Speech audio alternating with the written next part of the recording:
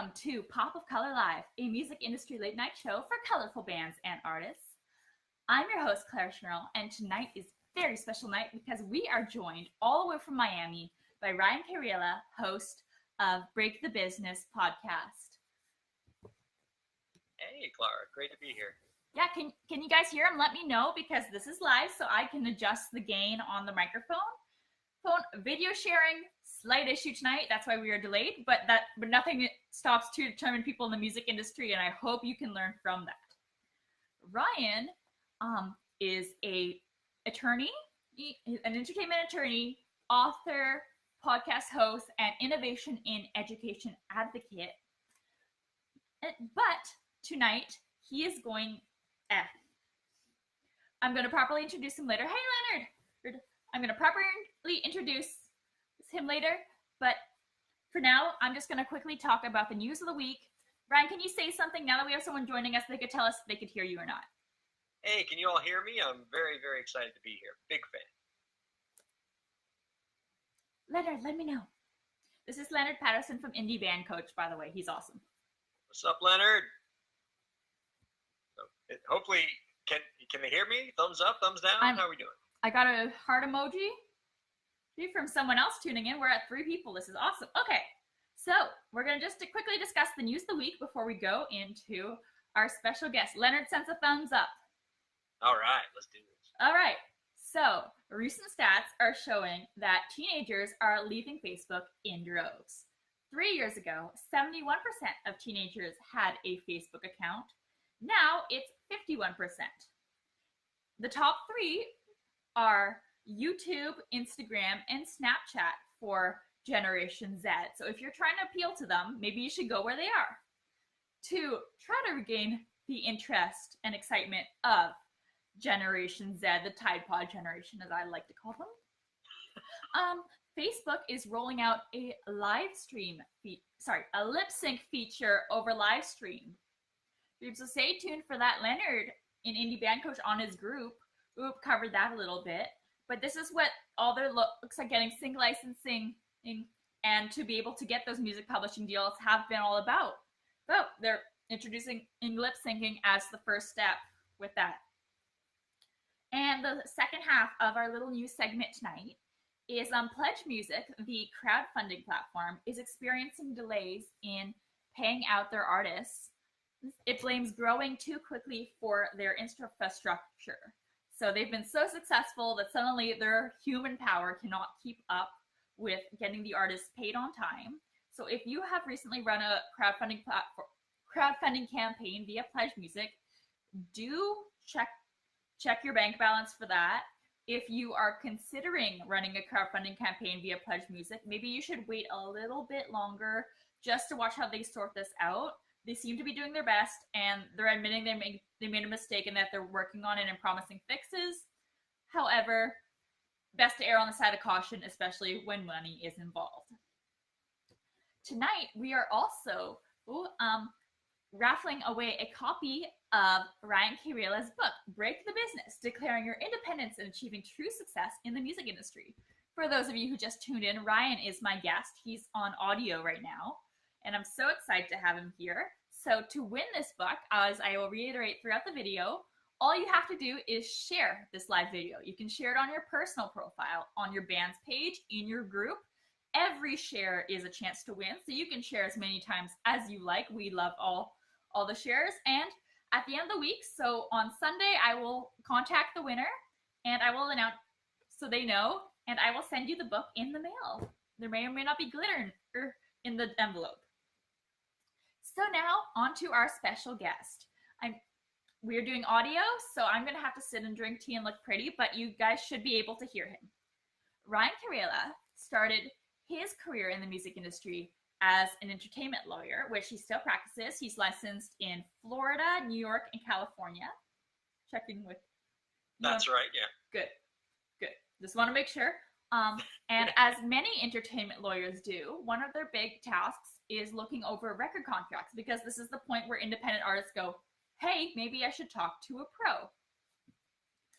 So Ryan, fresh out of law school, hi Amir, would have independent artists going up to him and showing them record deals, asking them, hey, can you look over this and tell me what I should negotiate so I look like I know what I'm doing? And Ryan would go through this, and it would be literally the worst record deal he had ever seen. Record deal from hell. Well, remember my quiz on Disney villains? That level of record deal from villains. So Ryan would go, hey, listen, I can't in good conscience let you sign this contract. To which the artist would be like, but it's my shot, man. No, please don't. It's going to ruin your life. It's going to ruin your career. Don't do this. Signs anyway. Life gets destroyed. Ryan picks up the drink. So after watching this happen again and again and again, Ryan's here thinking, okay, there's got to be some other way to make it in the music industry without this signing away your life, signing away your career, or career for the slight chance you could be a superstar. So he began doing research. He interviewed experts. He asked around. He did lots of research, which accumulated in a copy of this book, Break the Business, Declaring Your Independence and Achieving True Success in the Music Industry, which, by the way, I'm raffling off tonight, so please share this video for a chance to win. And this book, it goes all through the nasty details of record deals, which Ryan's going to bring on tonight and talk a little bit about some of the worst offenders. And after the book's release, he wanted to continue the conversation, so he began a podcast. So this is a weekly podcast. It airs Sundays. You can listen to it on iTunes podcast, on SoundCloud. I have a SoundCloud link to our episode together that aired yesterday. Please listen. That would mean a lot to us. So this is where he stands. So this is where he stands now. He's a music attorney who is hated by record labels. So this makes him either the most hated man in a room full of suits or crowd surfed by the independent artist to the forefront of a revolution in earning a living making art. This is his superhero origin story. This is Ryan Kairalla of Break the Business. Hi, Spencer. Thank you. Ryan, take it away. Wow, gosh, Clara, that was absolutely fantastic. I've never quite heard it phrased that way before, where I'm hated by the suits, but I'm crowd surfed by the artists. And really, I wouldn't have it any other way. That's what I'm all about. There are lots of entertainment lawyers out there, and really, with a lot of the entertainment lawyers that you're going to come across, a lot of them represent the labels, a lot of them represent the big companies, the suits, as you call them. But then you have the folks like me who are very much on the side of you and your listeners, the artists. And I mean, you talked a lot about my origin story, as you put it, and that made me an entertainment lawyer. But really, what drove what I do now goes all the way back to even high school for me. When I was a kid in high school, I always hung around the musicians. I was sort of a casual musician myself, as you can see on my wall of ukuleles here. But I've always loved hanging around the musicians. I've loved being the friends of musicians. And from a young age, I had set out and decided that I wanted to dedicate my professional life to helping musicians move their careers forward. And when I was coming out of high school, when I was probably older than many of your listeners, that meant maybe being a record executive and helping artists get record deals. And so that's kind of what I thought my path was going to be. But as you identified, Clara, that path changed, because as I started to read over record deals when I started my entertainment practice, I quickly realized these contracts are problematic. I tell people this all the time, and it's absolutely true. I have yet to confront a single recording agreement in my entire legal practice that I would ever advise a client to sign. Not one. And a lot of that's because many of the contracts that I have looked at are abysmal. They have all the things that make record deals problematic. They are multi-album deals where the label gets to decide who you record with, when you record, when you can't record, and can decide that you can be stuck in that deal for years upon years at a time. And I knew that was going to be problematic. Or it has a 360 component where a label gets to skim off as much as 30% of your non-record income, your merchandise, your songwriting income, your clothing you act line, in a movie, you write a book, that kind of stuff. Your clothing line. your clothing line, a whole bunch of things that a record label has nothing to do with. They want a piece of that. And so, yeah, record deals are filled with those things. And so that, of course, means that I'm never going to recommend an artist sign a record deal. But the other half of it is what I also talk about in the book, which is even if record deals were more fair, it still might not be a good idea to sign, because in this music industry where you artists live now, it has never been easier for musicians to create, promote, distribute, and raise money for your music career. All the things that record labels have done for decades, an artist can now do for almost free, and often can do in their own room. You can be your own marketing operation. You can be your own music making operation. You can raise your own funds on crowdfunding platforms. Oh, hello, Kitty. And you can distribute your music completely for free. All these things, by the way, many of you artists take this for granted, because all these things used to be incredibly expensive, which means that record deals were terrible, but you were stuck with them. But now today, those things are basically free, which means it's never been easier for artists to, basically be their own label, or as I call it in the book, break the business. Ryan, can I use the screenshot of my cat in your book as the thumbnail to get more views? I wouldn't have it any other way. And I tell you, as Clara identified, this was something that I didn't I sort of came into later. When I started in the music business, I thought I was going to be the record executive guy working with labels, but once I saw how bad a lot of these record deals were, I realized there had to be a better way. And so I interviewed a lot of independent artists and basically just asked them, how do you do it? I see you're an independent artist. I see that you're not signed to anything, but you're paying the rent. You're making a great living. You're winning awards. You are beloved both in your field, but also by your fans. How do you do it? And those experts gave me lots of great advice, which made its way into that Break the Business book. And ever since the book came out, we've been able to keep the conversation going on this podcast that we do, the Break the Business podcast, which has been running we just did our 134th episode with Clara. She was a fantastic guest. She gave some great advice on that episode, by the way, about how to start your own web series, much like the one you have here, which I think is really going to be the new frontier for a lot of artists. So check that out if you're a musician. She gives some great advice on that podcast. Look at me plugging your own work on your own show. There you go. And I'm plugging your book on my show. So there you go. Much appreciated. But it's and we've just really enjoyed doing that. We've had the pleasure of interviewing a lot of fantastic musicians, music executives, industry experts, consultants, things like that, who have really helped move the dialogue forward. And we talk about all the latest stuff in the music industry news and relate it all back to the idea of why it's important for musicians to take control of their own careers. As you can see, we're peas in a pod here, Ryan and I. By the way, I have a link to his show in the description of this video, as well as his website, and buying this book on Amazon if you do not win it in the draw, which you can enter by just simply sharing this live video. Keep going, there Ryan. You go. Shameless if plug anybody here. hops in with any questions, Clara, let me know. Yeah, I will let you know. If any of you have questions for someone with experience, he is an entertainment lawyer. That does not mean he can give you personalized legal advice over a Facebook Live show. Disclaimer right there. But if any of you have comments you would like to pop in, you guys are the fortunate number of people who are tuning in live. So if you have any questions or any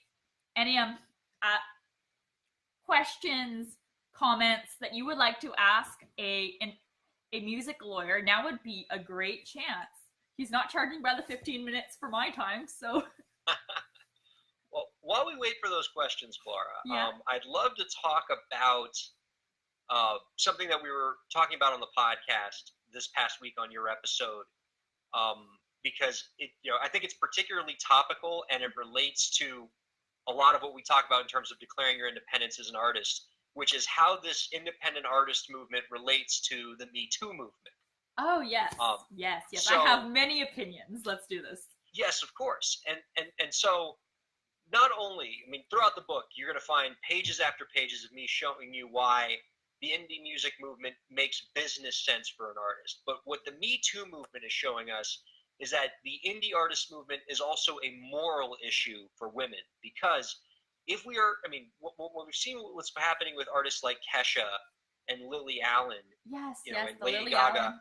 It makes us want to create a music industry that's better and safer for women. But if we're really dedicated to doing that, if that's something we want to do, we need to create a music industry in which exclusive recording agreements, record deals, are a thing of the past. Because the reason why a lot of these issues can happen with what you've been seeing with Kesha and Dr. Luke is they he's happen in power because, and she's stuck in the exclusive contract, so she can't escape. So perfect combination for abuse.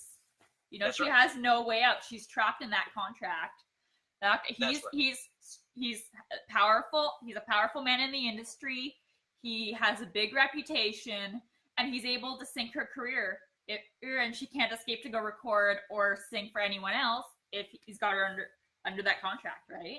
That's right. And I'd like to be able to tell you that Kesha's experience is an isolated incident, is just a bad example in an otherwise pleasant industry, but it's not. I've had clients of my own who've been in a similarly toxic relationship where they get stuck with a Svengali type producer who kind of dominates their life, and they can't get out of it because they're stuck in a contract which is just, you can record for me and only me. So the artist has to choose between working with their abuser or being finished in the music business, and there's no middle ground. Mm-hmm. And an indie music movement, an artist-centered music industry that we want to create and the book talks about, can get rid of that problem, because it allows all creators, men or women, to record with whoever they want, whenever they want, which is, not only going to create a safer music industry for women, but it's going to make better music too. I mean, there's so much great music by your favorite bands out there that you never get to hear, because record labels often act as a gatekeeper. There are so many, like, you hear it all the time where, like, your favorite band doesn't put an album out, and you're like, where's the new album? Where's the new album? And in so many cases, it's the label deciding that they don't want that artist to put out an album, that they decide it's not cost effective, and they don't want to let the artist out of the deal, because God forbid that artist goes and finds another opportunity with another label and makes that first label look bad. But they're just going to keep that artist on ice. And go ahead. Yeah, no, and so it's in a perfect world that wouldn't exist. If fans want to hear music and a band wants to make music, there should be no barriers between the creator of music and the people who consume that music, and that's what an indie music industry gives us, where you, the artist, are the person who fully decides how much music you create, when you create it, with whom you create it with, and it gets out there and the fans get as much of it as possible. Exactly. Yeah. Exactly. Everyone, for those of you who just tuned in, this is Ryan Kairalla, entertainment lawyer, author, and host of Break the Business podcast. If you have questions, just general questions, not legal advice questions, to put in the comments for our special guest. Hey, Chris. Hey, Sophie. Please comment them. Back to you, Ryan. I'm the one who can see because Ryan's only on audio, I'm the one who can see the comments. So I'm just trying to interact with the comments while Ryan leads the way with the content. So happy to have you on the show. I'm a big fan of you, by the way. Big fan of your work. You truly have a gift for explaining, for teaching, for showing a educated opinion on the music industry. Your show is great.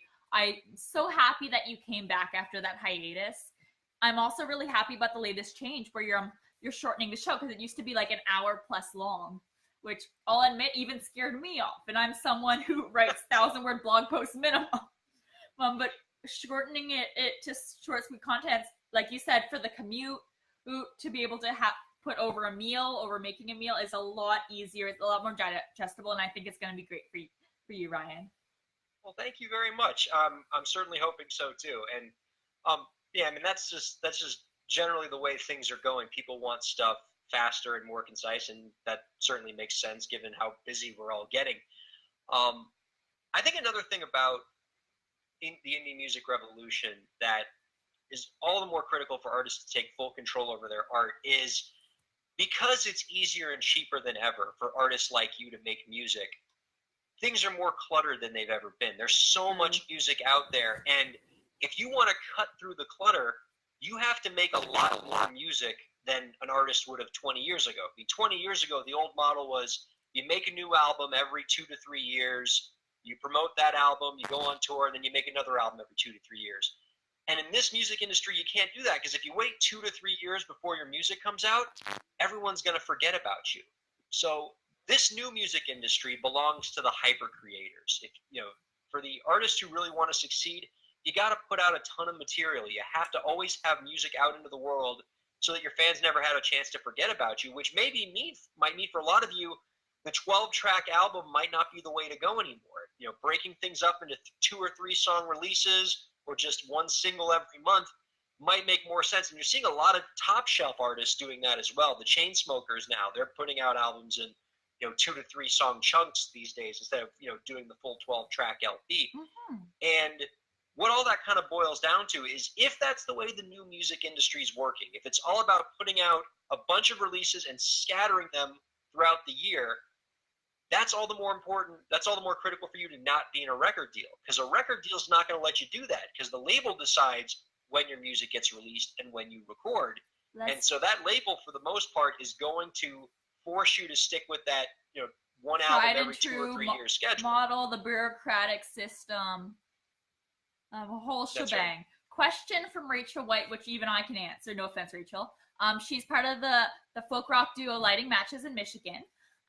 On average, what percentage of record deals are actually beneficial for the artist? Ryan, say it with me. 1, 2, 3, 0.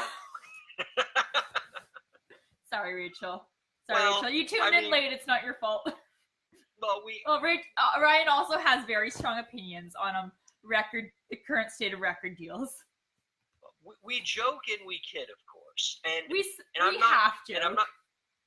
I'm not here to say that every record deal has ended up badly for artists. Like, certainly Ed Sheeran is not suffering, but for many artists, but Ed Sheeran basically won the lottery. Like, if you are going in the music business to try to be the 1% of the 1% of the 1% that's Ed Sheeran, that's going to be a tough. I mean, that's basically just you're trying to hope the lightning strikes 10 times in a row in the same spot. If what you're instead trying to look for is being able to build a stable career that has growth over the short term, where you can actually pay your rent and have a nice middle class living as a musician, and then maybe one day you can achieve that kind of superstardom, the better path to doing that is as an indie artist, where you can have full control over your career, where you can build your team, where you can build things out slowly, and instead of giving everything you own, all of your intellectual property, the vast majority of your earnings, to a record label and hoping that you're going to be that Ed Sheeran. It's a dangerous proposition for the vast majority of artists. Okay, so then if you're not negotiating record deals with labels, what exactly do you do as an entertainment lawyer? That's a very good question. I remember I got a question like that when I was giving a talk at the NAMM conference, where I gave this whole speech about how I was just smacking around record deals, and somebody from the audience said, "Wait, you're an entertainment lawyer. If you're saying we shouldn't sign record deals, what are we going to hire you for? Isn't that what you do as a lawyer?" And my response to them was, as a lawyer, as an artist-side entertainment lawyer, I want more than anybody to be a lawyer in the artist-centered music industry. Because what that means for me as a lawyer is, I don't have to look at your record deals anymore. Instead, I get to be your general counsel. You're the CEO of your own empire, and I get to be your consigliere, just, helping you negotiate all these marketing deals you're going to be doing and promotion deals you're going to be doing, and helping you look at crowdfunding arrangements, and helping you organize your tour, and helping you do all these things that you wouldn't have been able to do before because you weren't the boss. But now you're the boss, and so now I get to be the lawyer for a boss, which is so much more fun than being a lawyer for some poor, starving artist who is victim to the whims of their record label. I mean, and really, so I would rather be the lawyer to a boss than the lawyer to an artist. So what do you want to be? Do you want to be the boss, or do you want to be the artist who's stuck in a record deal? Because I think both of us would be better off under the indie artist scenario. So let's embrace that industry because we both want it. Yay. Ryan, before we wrap up, I did say that I was going to make you take my quiz for what Disney villain sidekick you are by creating the worst record deal of all time. So I'm going to do it. I'm going to ask the questions, and you're going to answer, and I will tell you which Disney villain you are. I'm so excited. This is going to be fun. So you all can take it live on my blog, popofcolournewsletter.com. This is one of the articles I wrote that Ryan really appreciated. As both an entertainment lawyer and a child of Disney. Oh my goodness, yes. Let me just grab a pen so I can jot down your answers. All right. Right. Build a villainous record deal and we'll give you an evil Disney animal sidekick. Question number 1. How long would the term be of the initial contract? The term of a record deal refers to the length of time an artist is exclusively signed to that label. These can be measured in calendar years or numbers of albums released. Option A. I'll sign them to a development deal first and then drive them crazy recording demos until I deem them ready for prime time. Option B. 1 album cycle. Like this, I can hold the artist accountable and force them to renegotiate with my legal team every single time with different beneficial loopholes for me hidden deep within the contract. C. 5 albums. However, only the first single would be guaranteed. I would drop them after if unimpressed. So get all their hopes up and then D. 25 albums or death, whichever comes last. Or E. Until they're not cool anymore. Well, Ryan, pick your poison. I'm going to take on what I tend to see most often in record deals, which I think is choice C, which is a 5-album deal, which makes you go, ooh, 5 albums, that's great. They're going to believe in me for 5 albums, except it's really just a 1-album deal, and then the label decides whether the other 4 albums happen. But what really happens in practice is you get the 1-album deal, and then the label just never gets to album 2 and just keeps you stuck in the deal forever. So. Oh, I like this because you're providing your insight with what you usually see. I like that better than forcing a good person to try to listen to the devil on their shoulder. Okay, next. What is your best defense as a record label against the artist delivering an album that won't sell? Read. Requires thinking upon consumption.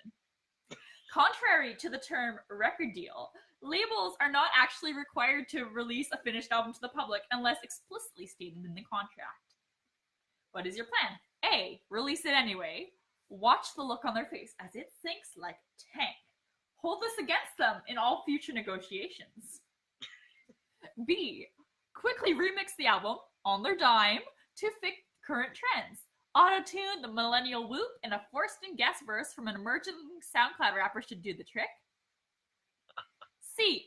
Put no effort or money into the promotion of this weird artsy album. Stick it up on the streaming platforms like any DIY artist could do from their basement. You're releasing this monstrosity, what else do they get to complain about? D. Warn the artist they'll be shoved back into the studio with no further advance to keep trying until they present something with 4 chords and a 130 BPM across all songs. Or E. Threaten to release the album on Christmas Day when the whole industry is in a month-long shutdown and fans are busy with their personal lives. Ryan, pick the worst. Oh my God, way too many flashbacks here, first of all. So many horrific I'm sorry, am I going to give you nightmares, Ryan?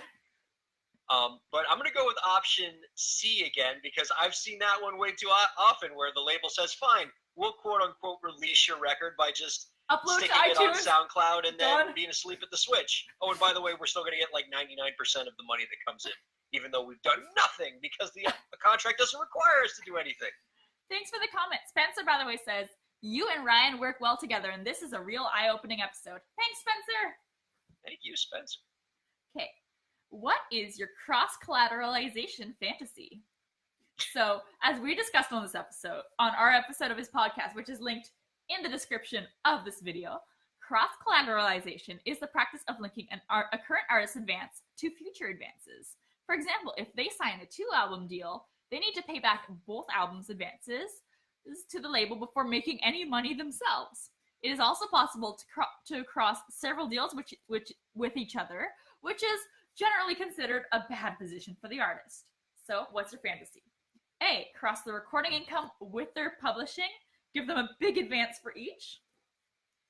B. Surprise them with a list of expenses that also qualifies recoupable monies, preferably on their birthday. C. Conveniently forget to inform them that their advance is taxable income.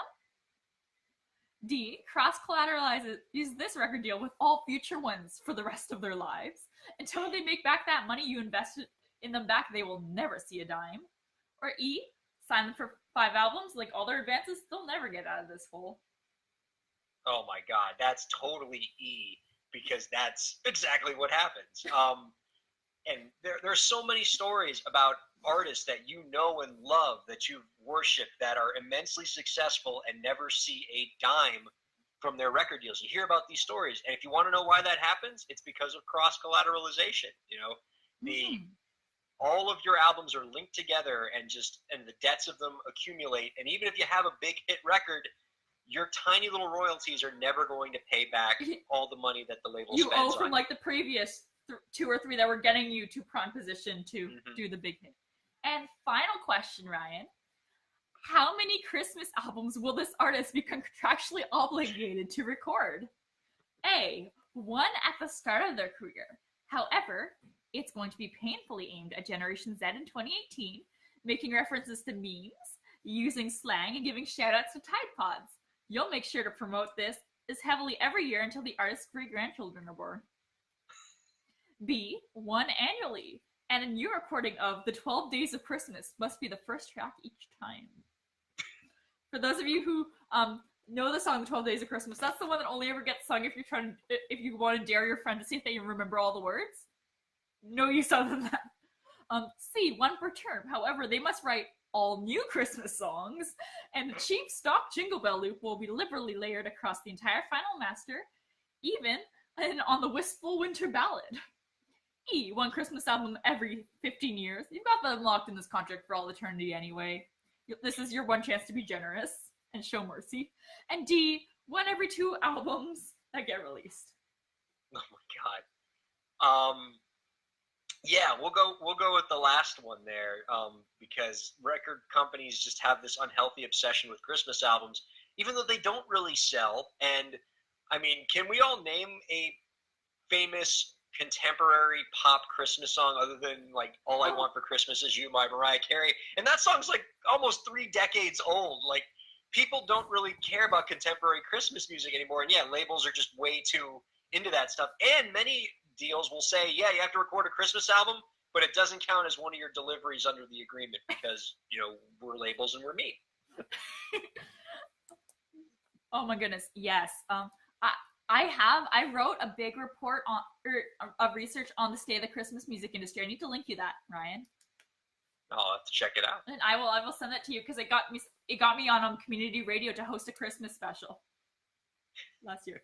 So you scored mostly C's, which means you got the Jungle Book's Caw, who is also a backstabber.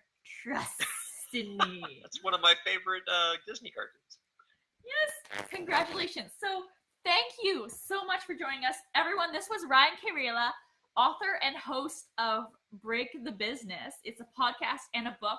We are doing a giveaway of this copy of his book. All you have to do to enter is share this video. You can share it as many times as you like. You'll get an entry for every time you share the video. It can be on your personal Facebook profile. It can be on your artist page or in a group you're in. I will announce the winner on Sunday by choosing at random. Good luck, win that book. Everyone, send a nice comment. Thank Ryan. I've got in the description of this video, I've got links to his stuff. Please check out his podcast. I was a special guest last night's episode. So thank you so much, Ryan. By the way, this was absolutely amazing. I'm very happy you made it. Thank you. Everyone, be excellent to each other. Have a colorful week. I will see you next Monday. Bye. End live video. Check. Woo. And of course, now it freezes while I'm trying to end the video, but that's okay. And no, I'm not searching for the definition of end Google. I'm trying to actually click the button to... Oh, and it's putting up the dictionary definition for the word end now. New Oxford American Dictionary. This is quite a night for tech stuff. End. Is it working? No, I'm still on camera. Okay.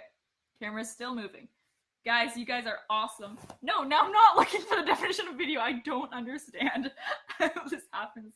Ryan, you are lovely. Everyone watching this is lovely too. Yes. Yes.